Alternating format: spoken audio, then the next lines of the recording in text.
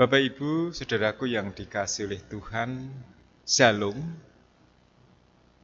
Tema sapaan rohani hari ini adalah memaknai sebuah ciptaan.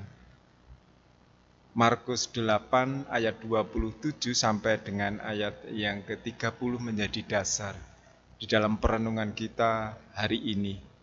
Tetapi secara khusus saya akan membacanya di ayat yang ke-29 yang demikian firman Tuhan. Ia bertanya kepada mereka, "Tetapi apa katamu, siapakah aku ini?" Maka jawab Petrus, "Engkau adalah Mesias." Bapak Ibu serta saudaraku yang dikasihi oleh Tuhan, pada bacaan ini Yesus hendak menekankan akan pentingnya arti sebuah kesetiaan. Pentingnya arti sebuah pengakuan, yaitu apa yang diakui melalui hati dan lidah. Apakah pengakuan itu, Bapak Ibu Saudaraku yang dikasihi Tuhan? Yaitu bahwa Mesias memang diutus untuk menyelamatkan manusia, tetapi tidak dengan jalan kuasa, melainkan penderitaan dan kematian. Maka yang tetap setia berpegang pada pengakuan inilah yang akan mendapatkan anugerah dari Allah dan kemuliaan yang sejati. Karena setiap orang yang hidup dalam hikmat Tuhan adalah orang yang setia dalam pengakuannya akan Tuhan, dalam ketaatan hidupnya kepada hukum Tuhan.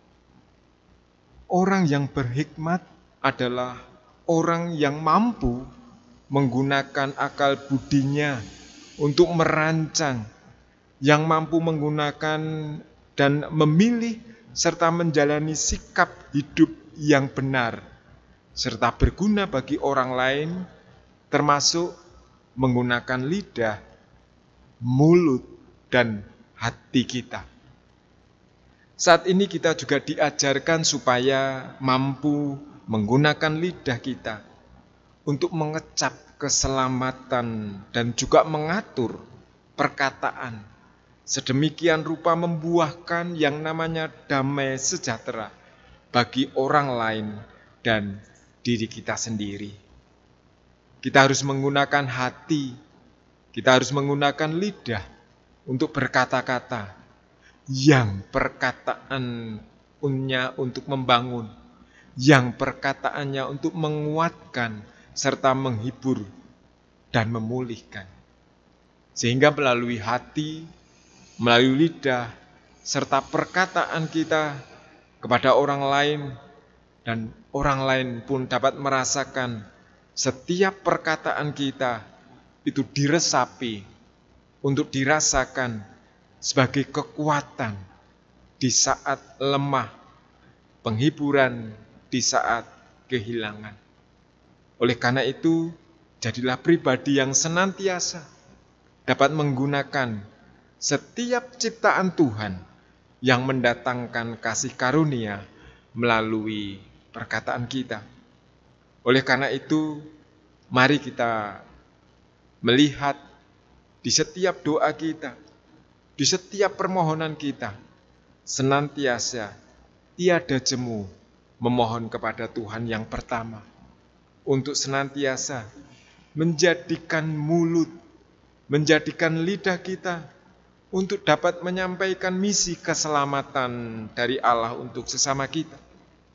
Hal yang kedua, mari senantiasa kita mengajari mulut, lidah kita untuk dapat menguatkan serta menghiburkan.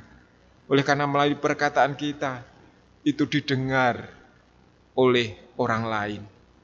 Yang ketiga, untuk senantiasa, mari gunakanlah mulut kita, lidah kita, untuk menyejukkan dan membawa damai sejahtera bagi orang di sekeliling kita. Dan yang keempat, mari senantiasa memakai hati, menjaga mulut dan lidah untuk menghadirkan shalom bagi sesama kita. Teruslah berkata-kata dalam pujian kepada Allah yang berisi tentang kebenaran, yang berisi tentang kejujuran, meskipun banyak tantangannya, banyak godaannya, dan bahkan salib yang berat. Karena itu, pujian bagi Allah dalam hidup dan perkataan kita senantiasa akan kita panjatkan. Tuhan memberkati kita semuanya hari ini. Amin. Bersama mari kita berdoa. Tuhan, ajarilah kami untuk senantiasa menjaga hati kami melalui mulut dan lidah menyampaikan kebenaran bagi orang lain. Tuhan, ajarilah untuk senantiasa menggunakan hati, lidah dan mulut kami untuk menyejukkan hati orang lain ketika kami bertutur kata. Tapi jangan karena keegoisan kami menggunakan hati kami, lidah dan mulut untuk menyakiti sesama kami. Jangan kami ini karena keegoisan menggunakan hati, lidah dan mulut untuk merancang hal yang jahat untuk orang lain. Ampunilah kesalahan kami ketika kami belum berkenan di hadirat-Mu dalam menggunakan lidah, hati, dan mulut kami. Di dalam nama Tuhan Yesus Kristus, kami sudah berdoa dan mengucap syukur. Amin. Selamat beraktivitas, Tuhan memberkati kita hari ini. Amin.